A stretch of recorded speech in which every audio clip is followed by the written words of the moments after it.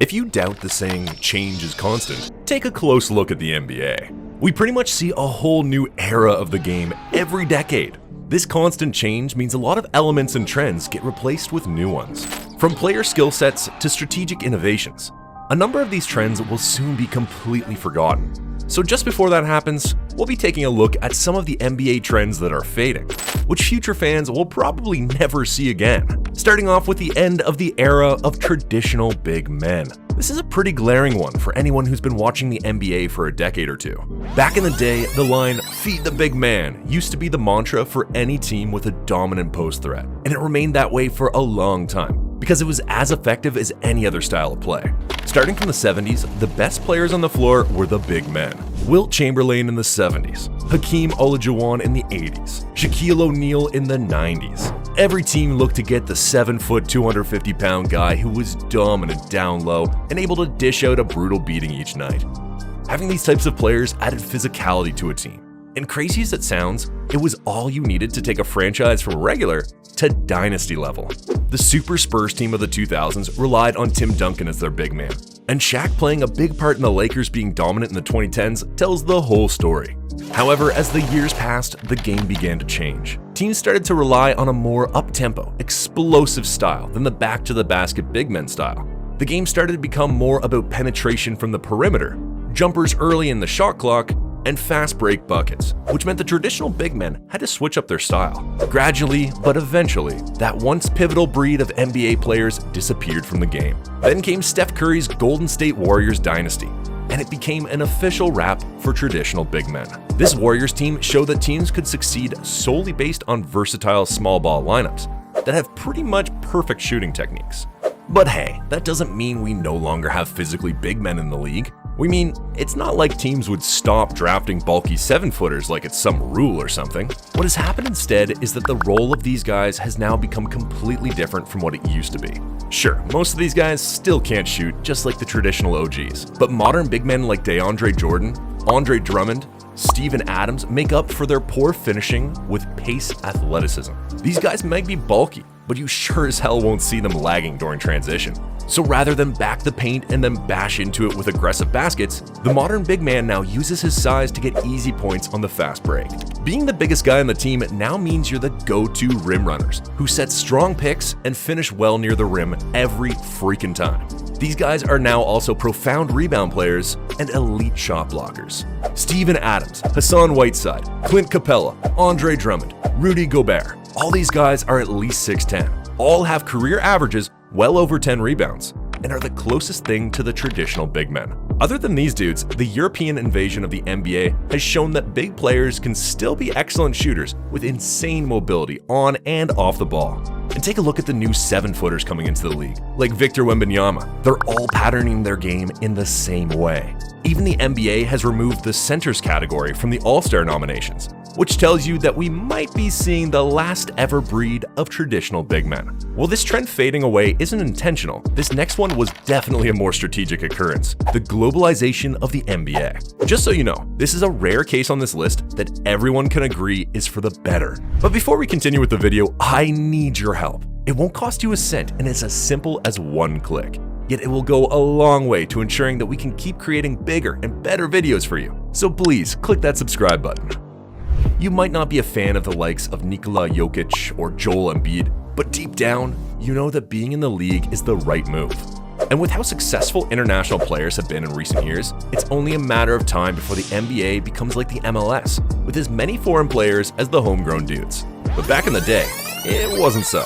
And by back in the day, we're not talking about the 1950s or 60s. Nah, we're talking about as recent as the early 90s. You might find it hard to believe, but by the start of the 1991-92 NBA season, the entire populace of international players in the league was just 23 from 18 countries. Fast forward to today, and those numbers have skyrocketed to 125 foreign players from 40 countries. That's well over a quarter of the entire player base in the league. In a couple of years, the numbers will even out, and there will be one international player for every homegrown player. Fans during this time will have no idea of what it used to be like back in the day when the league was literally all American. And that wasn't even due to any race issues or anything like that. It's just that basketball was founded in the US, be it by a Canadian. and the best players all came from here, so there was no need for foreign players. However, in the 70s, the league launched a campaign to globalize the association, not just as a fan base, but also for players. What began as an exhibition game in Israel in 1978 between the Washington Bullets and the Maccabi Tel Aviv has now yielded an entirely different breed of players, taking the league by storm, thanks to their foreign background in the game. Today, such exhibition games between NBA teams and international teams are a common sight. Franchises organize tours all over the world, and are even owned by businessmen from all over the world. So in case you haven't come to terms with it, we advise you do, because the NBA is never going back to being solely American. Moving back to the analytics, our next trend that future NBA fans will never see again is the mid-range game. You gotta know what that's about, right? No? Well, it's exactly what it sounds like. You know that space between the three-point line and the rectangular area around the basket? It's called the mid-range. And back in the day, players used to take jumpers from that space to get two-pointers. In fact, every player did it, just as much as players attempt three-pointers today. Crazy enough, kids today think shooting from that kind of position is illegal. That's how much change has occurred, and it's all thanks to the Golden State Warriors, or more specifically, Steph Curry. And even without Curry and the Warriors changing the landscape of the game with rampant three-pointers, simple logic backs the mid-range style of play being swept aside. After all, a player gets 3 points for making a 23.8-foot jump shot, but only 2 points for making a 23.7-foot jump shot. The difference? Just take one step back. You really don't have to be a genius to know that taking that step back to get one more point is the best decision. A player who shoots 50% from mid-range will be considered a very good shooter, but will only average 1 point per shot because of where the shot is taken from. And here's the crazy stat. If that same player hopes to equal that points per shot efficiency from the three-point line, all he has to do is make 33.33% of his shots. Clearly, that step back is worth a lot. Quite frankly, the question should be why it took the NBA world so long to figure this out. Anywho, Curry and the rest of the death lineup were able to figure this out for the rest of the league, and since then, it has become a whole new game. Almost stolen. Lillard stolen by Iguodala. Took it out of his hands. Curry from half-court. It's over. Golden State survives and wins game 2. And since the game is thriving this way, it'd take a miracle for anyone to revert to the mid-range game ever again. Before we continue, did you know our purpose at Sportivations is to create valuable and exciting content? But we can't do it without you. Your support will go a long way in allowing me and my team to achieve our goals, so make sure you subscribe. Up next is a fading trend that probably every fan would rather stays alive: single-team careers. Let's check that theory out though. The name Isaiah Thomas sends chills down the spine of any real Pistols fan.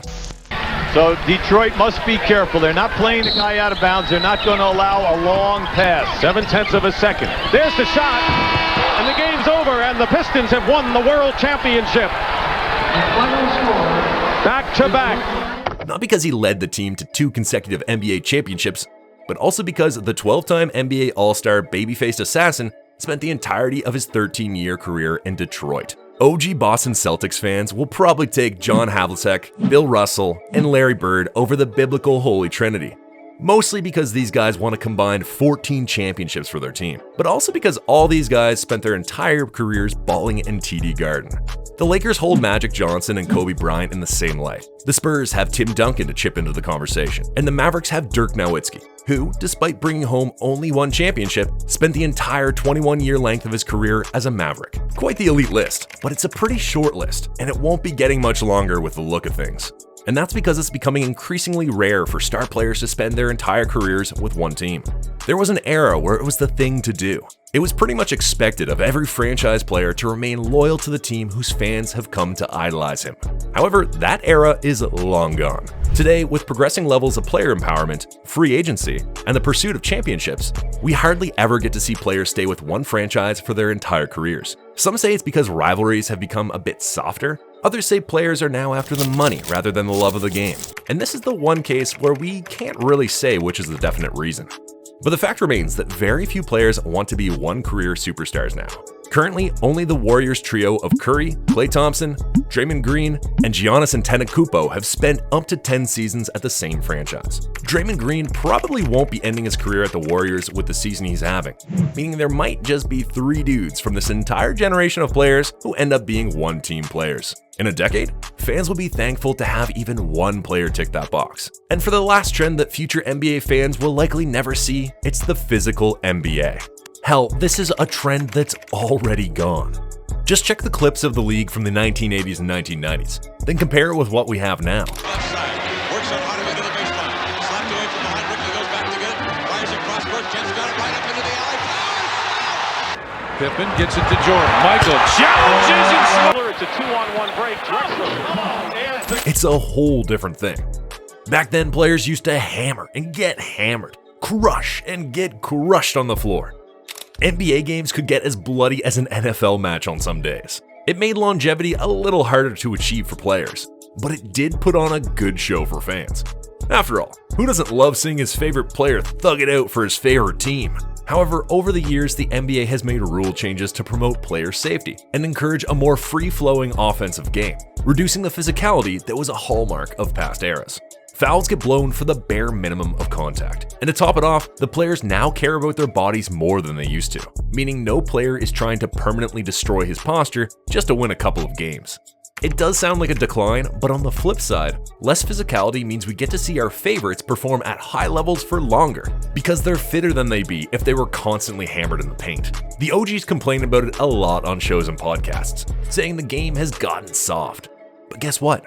The powers that be have stood their ground so far, meaning we'll probably never see those grinding and bustling days again.